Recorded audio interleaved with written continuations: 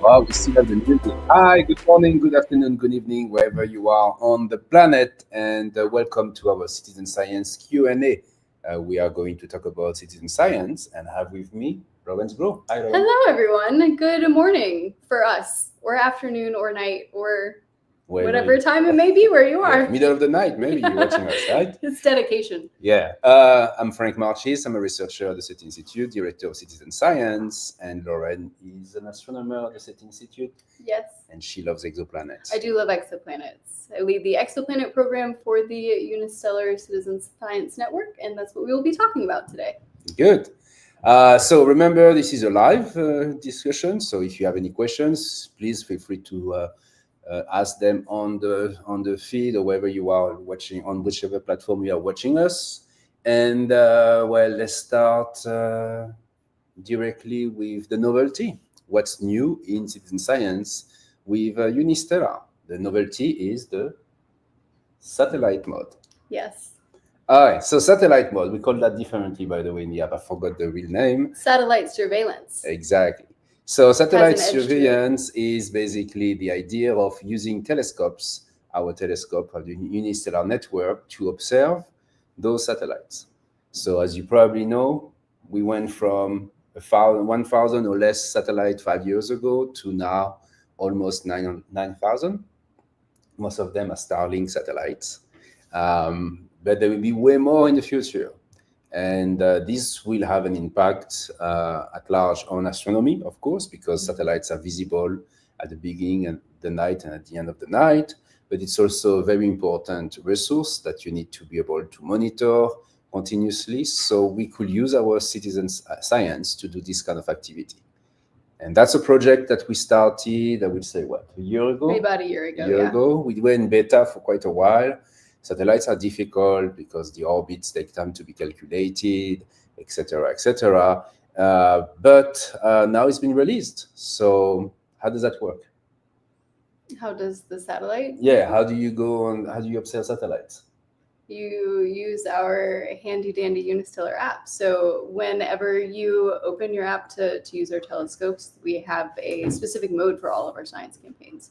And now we have that specific satellite surveillance mode and a bunch of different resources on our website to help you learn how to observe satellites specifically. Because, like Frank was saying, these have different orbits than the astronomical bodies that we observe. And because they're a lot closer, they can move faster. And we have resources on our website, science.unistellar.com, to help you basically calculate the location of the satellite at the time that you want to observe in a way that's really easy to use. Yeah. And in fact, you don't make any calculation. Everything is done with computers. Yeah. You just press one button and that's all. Yeah. Okay, don't freak out. You have nothing to do but to fill up properly the form so you have the good prediction for the satellites, and then you need to start the recording at the right time when the telescope is located at the right part of the sky. So we can observe different types of satellites. We can observe low Earth orbit and also geostationary satellites, which are much further away from us. I think you have some videos to show us. I do. They're really Let's start with geo. Mm-hmm. So this is an observation of GOES 11, which is a geostationary satellite. So that's what you will see with the telescope. You see it moving. This is speed up by a factor of 3 to give you an idea, right? So it takes like typically 30 seconds for this kind of satellites to cross the field of view. We can also observe what we call low Earth orbit satellite. We have multiple of them. I don't know what video we have for this one. We have Cosmos, the glint. Mm-hmm. Let's show the glint of Cosmos. Cosmos is a Russian satellite, and someone observed it recently, and you can see some kind of weird phenomena. But I want you to see it first. It's going to take me just. It's take a while. Okay, so what the point here is that when you observe those satellites, you derive the location of the satellite. So we can send the location to a database maintained by the IEU CPS. So this is a work in progress. We're close to do that. Right. And then we also have the brightness. So let's see, the brightness of some satellite can be very complex, like this one. Boom. Did you see that flash? So this flash is probably due to the fact that the satellite solar panel was exactly at the right location, and what we saw here, it's what we call a specular reflection. So when you see at sunset, for instance, you look for the top of a mountain at sunset, that you will see sometimes the window of some houses suddenly become extremely bright.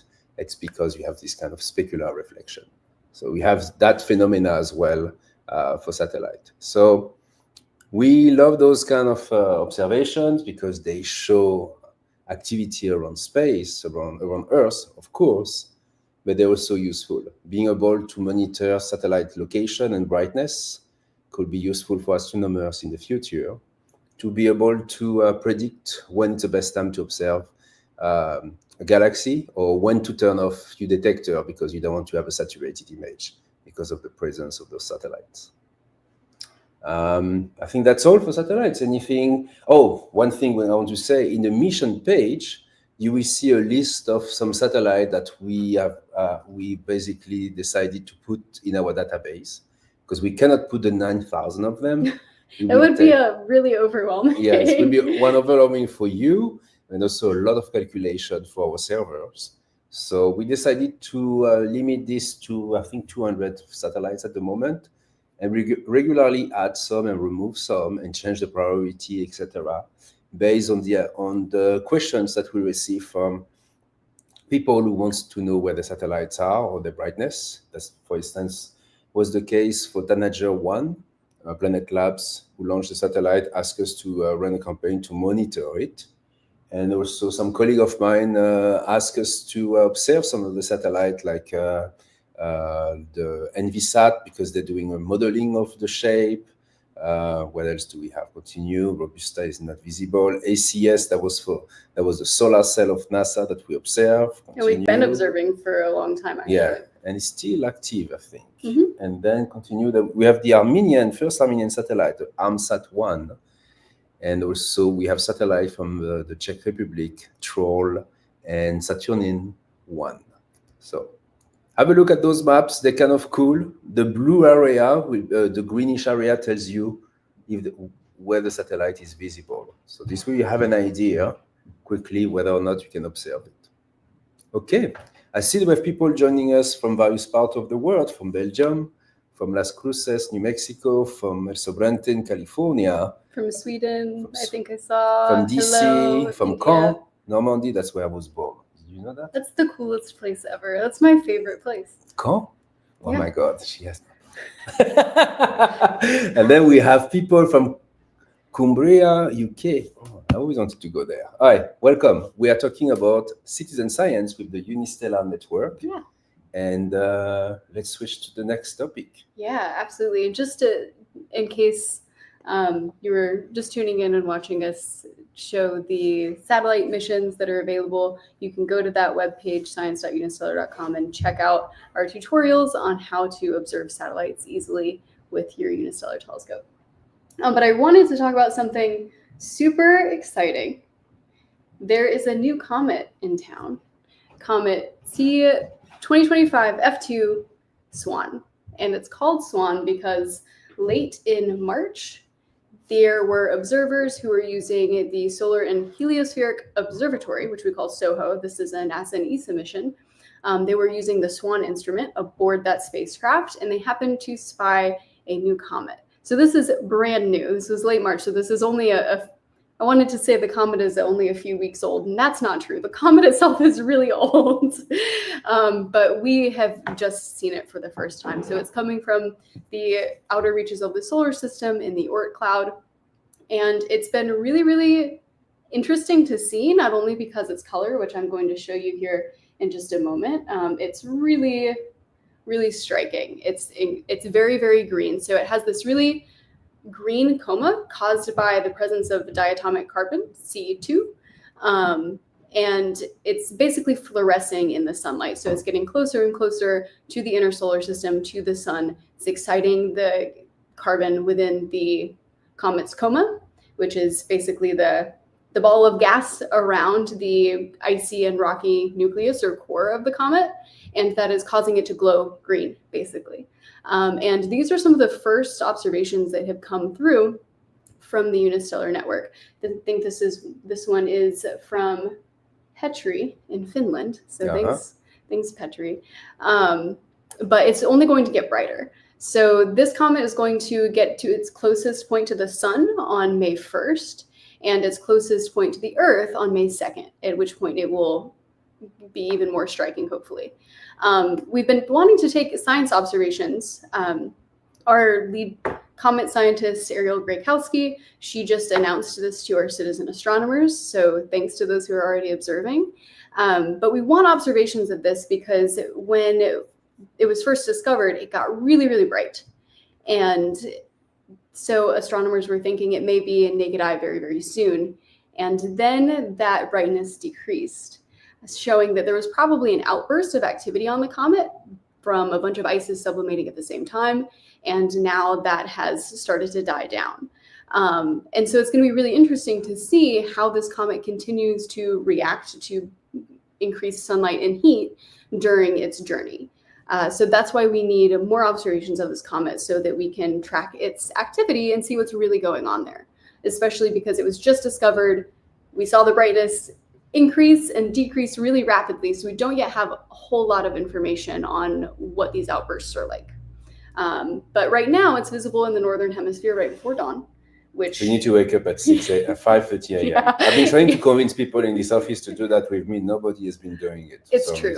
But every time he does it, it's cloudy. Yeah, so that's the reason. That's all of us are like, well, it's cloudy. It's going to be cloudy. So no, we're all tired because we work so hard all day. I know. They don't go to bed early. They should go to bed early. So if you sleep at 5 a.m., you can watch the comet. If I was more of an adult, maybe I would. Yeah. But okay, luckily in the later part of this month, it will be visible in the evening skies for North America. So you should have a better opportunity.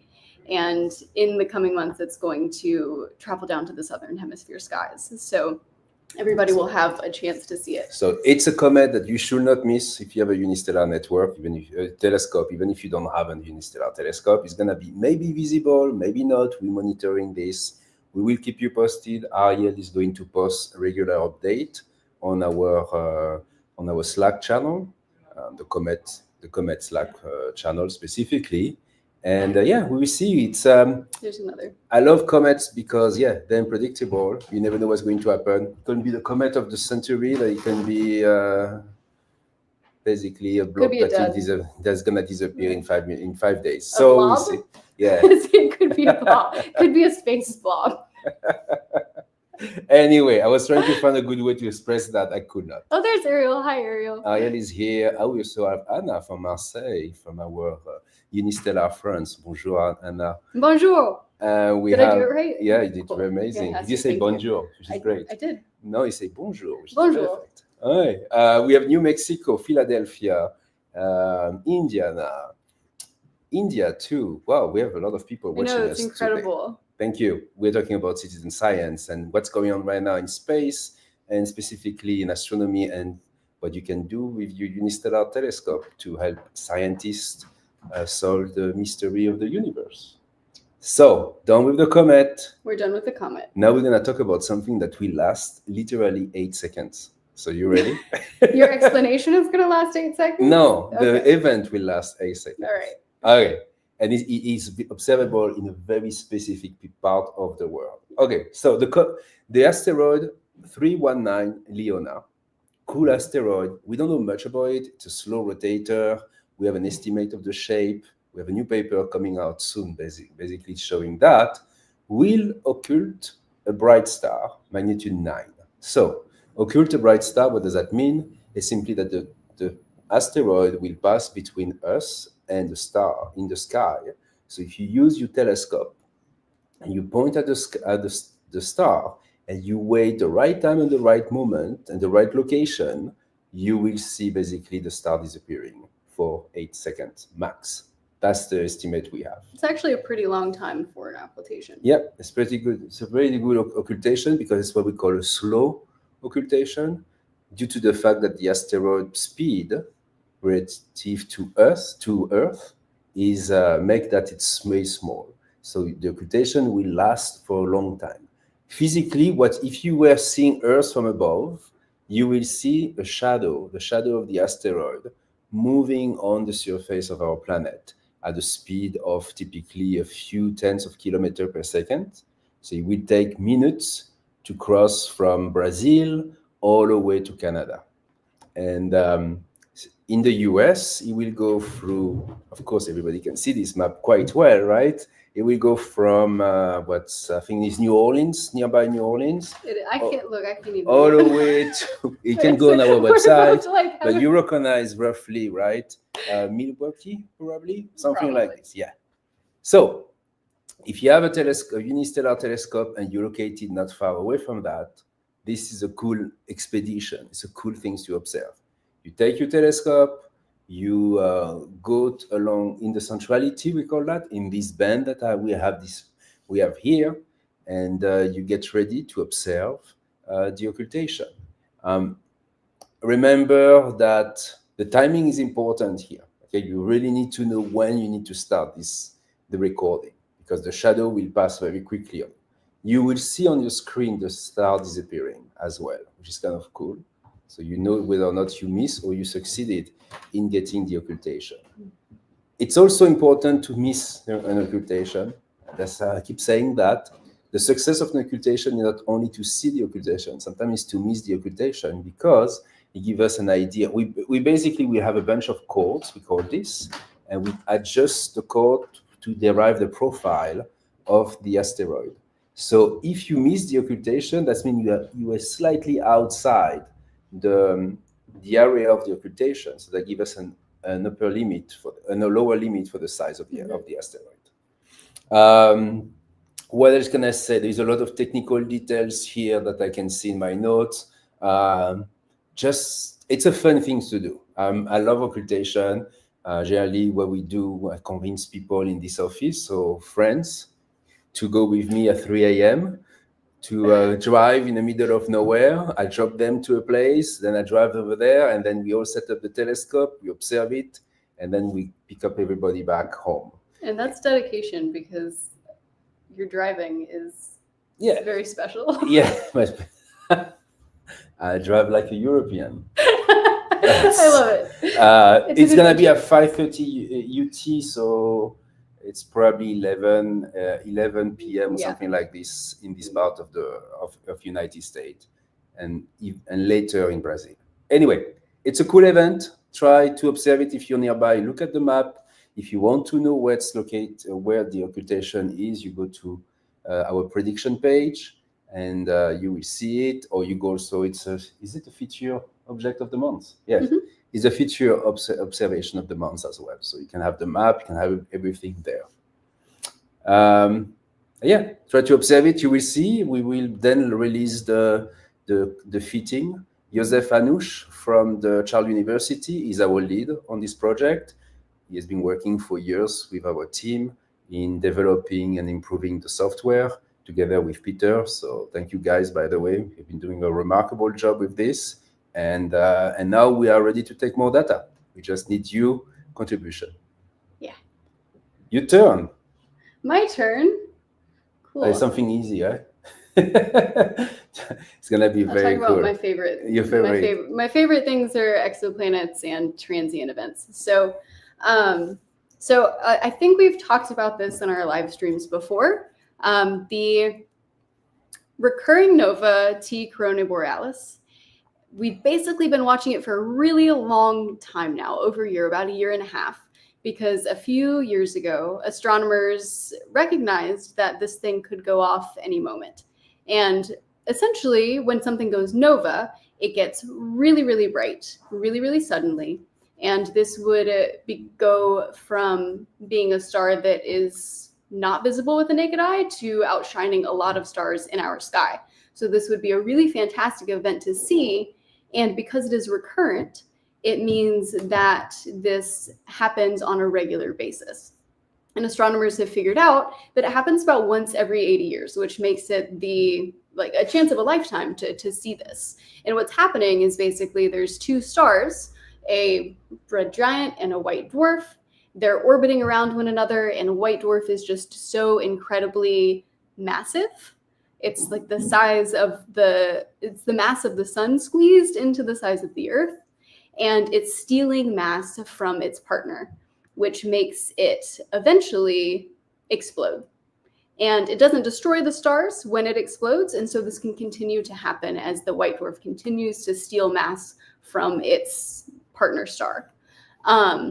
So to be able to know what's happening and see it happen is a really, really cool event to catch, especially because we don't really know why it keeps happening on this recurrent, regular basis. So now we know enough about it to predict that it's going to happen every 80 years. And so astronomers really want people to be able to catch this as close to the moment of explosion as they can. And what's been really interesting is in the last few months, astronomers recognized that they saw evidence that the white dwarf was starting to basically absorb more of its companion's mass faster than before. So everyone surely thought, okay, this is the sign that there's going to be that nova explosion soon.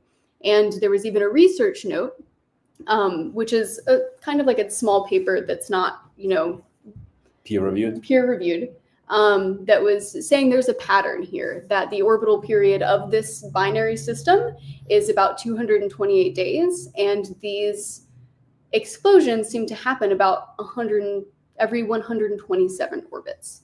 And if you do some calculations, that 127 orbits mark would be happening on March 27th. So we put out a call to the Unistellar network to basically observe a whole lot right around that time, and it did not happen. It did not happen. There's so many false alarms, but that's science, right? We're trying to get to the point where we can catch these things. And in order to do that, sometimes you have to observe the false alarms. And that's okay. Now we have tons of data. You can see that this is the full light curve from all of our observers. We couldn't even fit all of the observers' names on here. There's something like 5,000 observations of this target at this point. But we've been observing it for a year and a half. So we'll continue to observe it, and we will continue to... There is another prediction for November, right? Of this year. I believe so, yes. Yeah. So maybe it's going to be in November. Maybe it's going to be tomorrow. Maybe it just happened. We wouldn't know. Yep.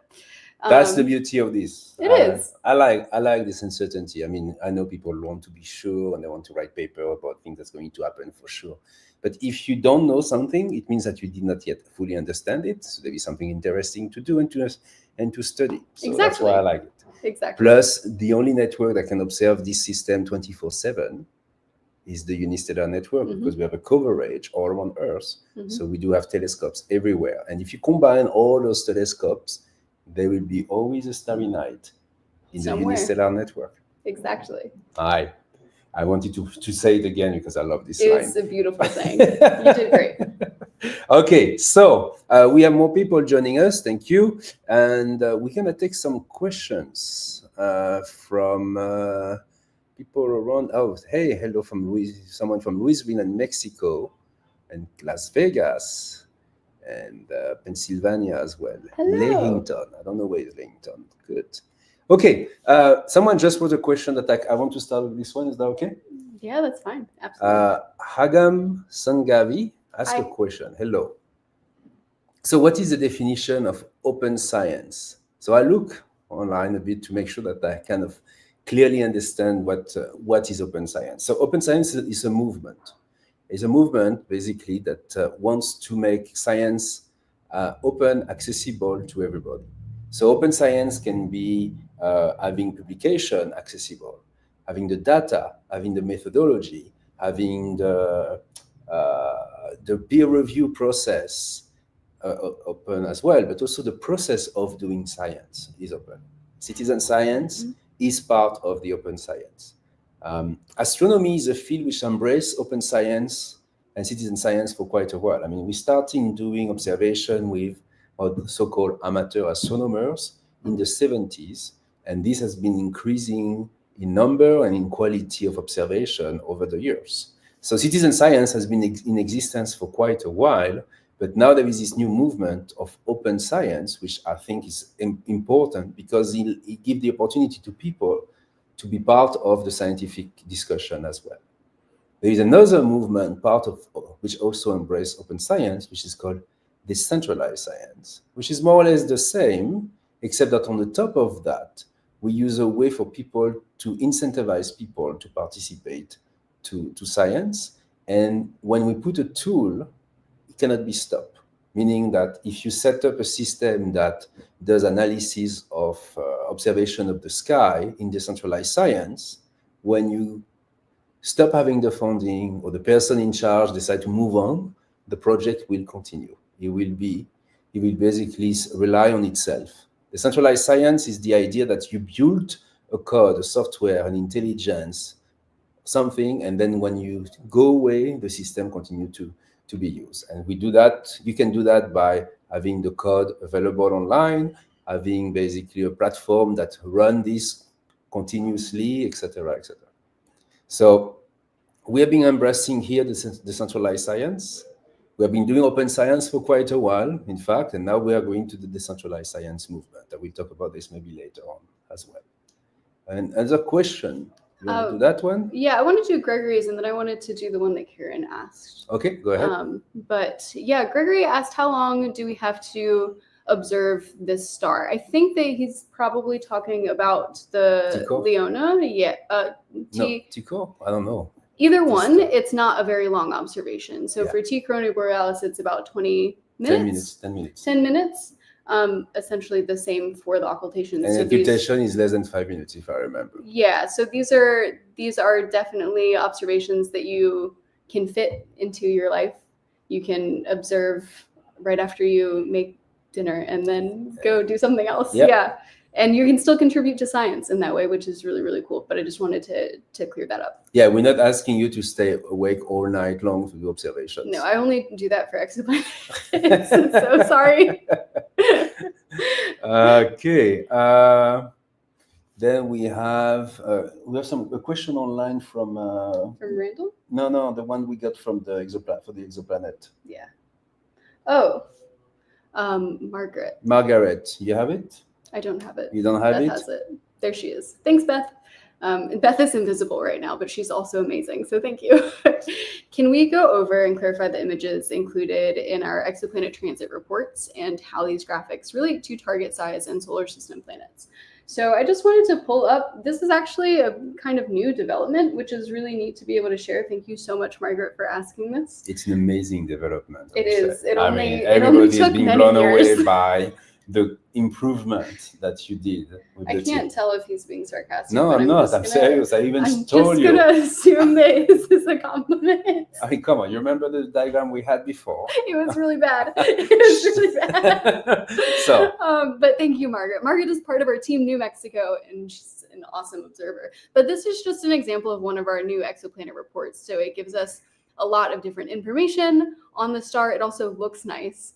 And I believe that Margaret is referring to these plots in the top right-hand corner, which essentially show us the orbit of the star in comparison to the orbit of Mercury and the size of the planet in relation to its sun compared to the size of Jupiter. So in this top planet, in this top picture, we're basically seeing I wonder if I can zoom in on this. We'll see. I'm not, for an astronomer, I'm surprisingly not technologically advanced. I'm going to try. I give up.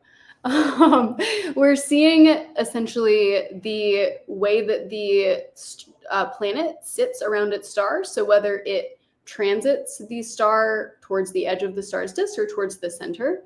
And the citizen astronomers who take these observations will also see Jupiter's outline around this planet in the top right-hand corner. So we're basically just comparing these candidate exoplanets and what we believe their size to be to the size of Jupiter, because most of these are gas giants. And so we have a couple of reference points in our own solar system with which to put these into context. And then the bottom one the bottom image in the top right-hand corner is the orbit of Mercury in... This one? Yes, thank you. We don't see it. Yeah. Okay, go ahead. The orbit of Mercury on the outside, so it's like that dashed line, and then the orbit of the exoplanet is in blue. So you can see that this exoplanet orbits really, really, really close to its star, even closer than the planet Mercury. So I have a question. Mm-hmm. If we observe a planet which is orbiting like a Earth or like Jupiter, what will happen? The diagram will scale it. You will have always a planet as a reference to give an idea of the scale, or it will be always Mercury. We can be also other planets. Oh no! In this case, it would always be Mercury for this particular case. But we also have some other images on our website. We have a new really cool feature called our event pages, which you can see when you run predictions for whatever scientific campaign that you want to see. You click on your target and you see these really cool event pages, which have a lot more information. And we're going to talk about it next month because we're doing a complete update of that. Hopefully next month it will be ready. So we'll be showing you more about these event pages and how to use them. But these are just some of the images that you'll see on those. So this is, for example, another exoplanet that we just observed. TOI 2134C was actually a confirmed planet, and we observed it at the same time as the Hubble Space Telescope, which was really, really cool. The astronomers that called out for this data wanted to make sure that they were using Hubble appropriately and to get some ground-based data to compare to what they got from Hubble. And so Unistellar observers actually observed this entire transit. They detected it, and we did it at the same time as the telescope in space, which is really cool. But this is another resource that you'll find on the website where we're basically comparing the size of a candidate or known exoplanet to planets that we see in our own solar system. So I wasn't quite sure which one Margaret was talking about, so I figured we'd talk about all of them. But thank you, Margaret. Thank you. We have more questions. I just want to answer briefly to Randall question. It's a long question, but in short. So Randall is asking, what is this weird kind of smearing semi-translucent pattern that you see when you go on an object, specifically in an NS vision sometimes? So I wish I had a picture live view. I'm not 100% sure, but my interpretation is that this is something due to the compression algorithm that you see in live view.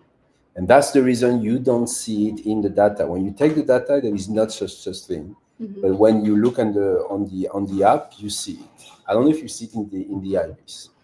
That's something that we could improve. It lasts for like half a second, not even. Yeah. And but you can report that at support if you want. I'm not saying that we're gonna fix it right away, but it's always good to write those kind of comments to support. So this way they put them together, and after a while, when we see there is a need to improve the system or to solve this issue, we will do it. Just take 5 minutes to do that, and that will help Unistellar at large. Yeah, thank you, Randall. I've noticed that before too, so that's a... Okay, do you have any more questions on your side? Because I have one more that I want to answer to. I do. I have one more. Do you want to go first? Go ahead. Mine is the last one. Yours is the last one, okay. So we had Karen. Karen wanted to know how fast our citizen science efforts are growing and was wondering about the workflows and whether they have to grow and how SETI is supporting this effort, because we have this relationship between SETI Institute and Unistellar, and if we're expecting to lose funding. But I think that I can answer at least a little bit. There is a lot to say here. Yeah, so it's a lot of questions. Why don't we just start by saying what we have? So far, Unistellar has around 15,000 telescopes around the world, even more now. There is 3,000 registered citizen scientists on our Slack. Still, a lot of them did not open their user account, by the way. So I really recommend you do that, because we're going to have a lot of tools on the user account. That's a side story. Yeah. We are going to, we have taken in 2024, 11,000 observations. I remember you counted that, so you probably have the number. More than 10,000. It was about 11,000. Okay. We currently have a server we just finished the transition of the server on Google Cloud. which is using all our processing. This is a grant we got internally at the SETI Institute to do this, to get access to that, and it's donated by Google as part of a collaboration with SETI Institute, which is a non-profit organization. So we have the compute with our problem to do 10,000. Now the question is that if we improve in terms of number of people doing citizen science, can we go to 100,000 observations per year? Can we go to 1 million observations per year? And we asked Tom about this. So what did Tom say? Tom said yes. Okay. Tom said yes, and Tom is, it's the final word. What he says is the truth. Okay. But right now, that to scale up should not be any issue because most things are automatic. I think that the issue would come with data storage, just from everyone's observation being stored once it's processed. But that is a thing that's not going to be an issue for the foreseeable future. Mm-hmm. If we got to maybe 1 million participants, it could be a little bit different, but I hope that we get there because I think that would be the goal. So data storage and compute can be scalable if we start being smart. And one of the push I'm doing here is to decentralize the way we work. So meaning having decentralized compute and decentralized storage.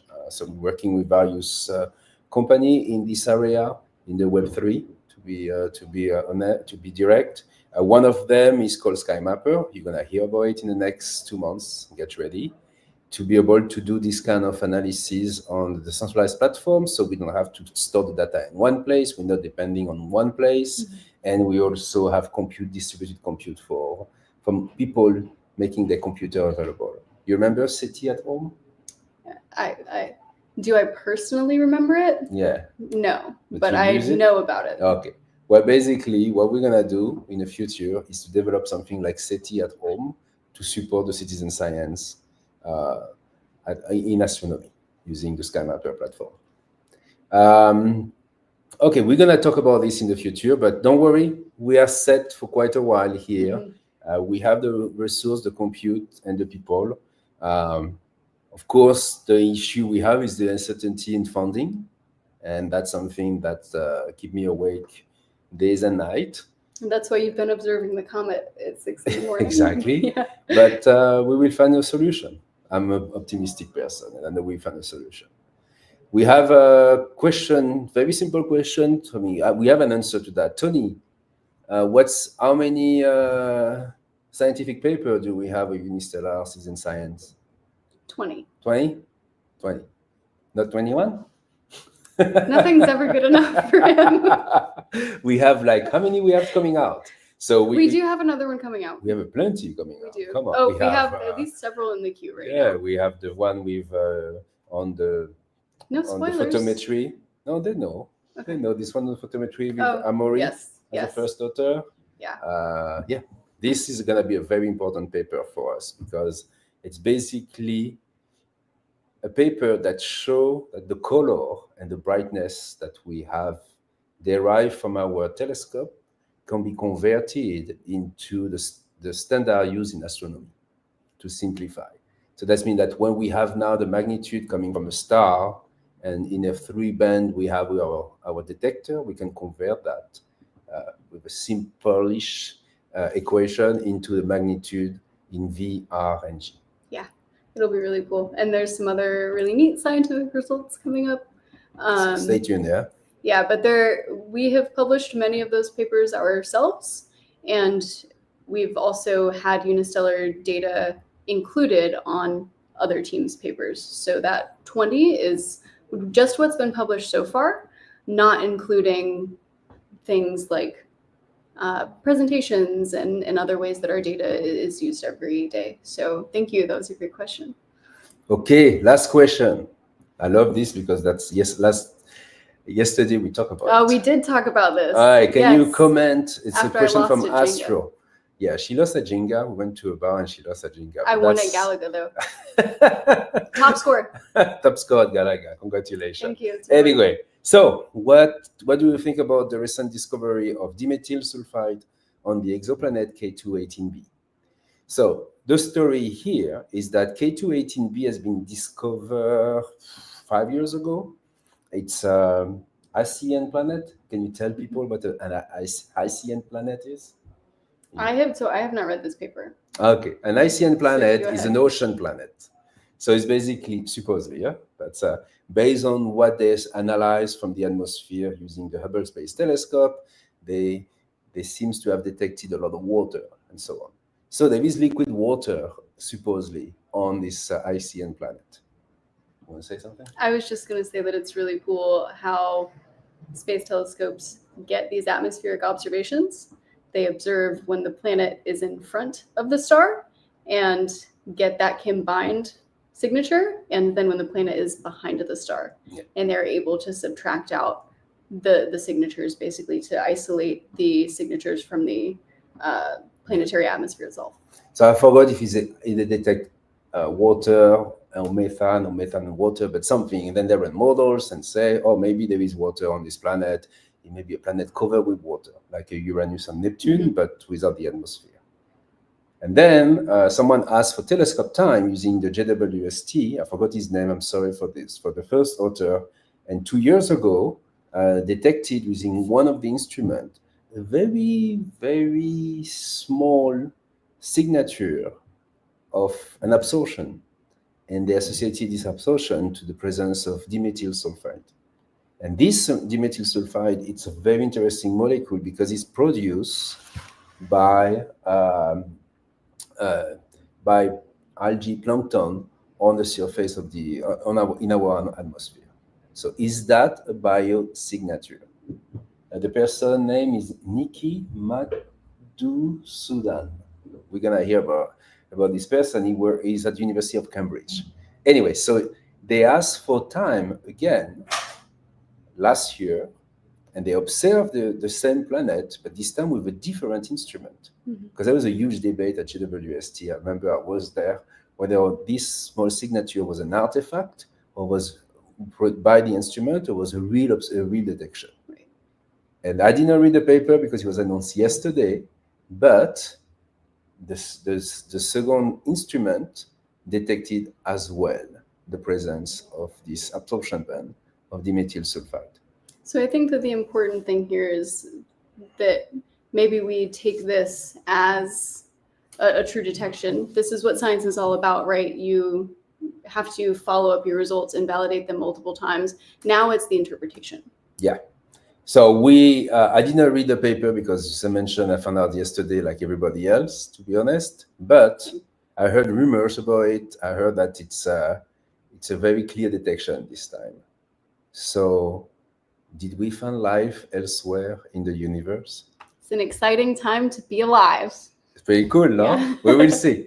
So we will keep you posted. The SETI Institute is, of course, on the top of that. In fact, I wanted to talk to Beth about having Niku to come to speak to us, that'd be cool. To do a SETI Live and to talk about this discovery. I've never said that we found life elsewhere. Don't quote me on this. But I think it's a very interesting that a second instrument found the same signature. And it's going to be a very interesting target for in the future. I'm pretty sure other telescopes will be trying to observe it. Definitely. Hopefully, some telescope will be launched soon, whether we do it with NASA or private institutions. I hope we're going to have instruments that will be able to better characterize the atmosphere of this planet and maybe detect more complex molecules. And that's all. That's all. Thank you.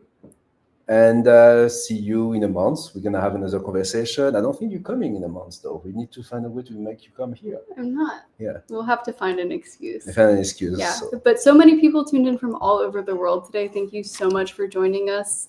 I hope you had as much fun as we did. And we'll see you very, very soon. Clear skies, everyone. Bye-bye. You take care.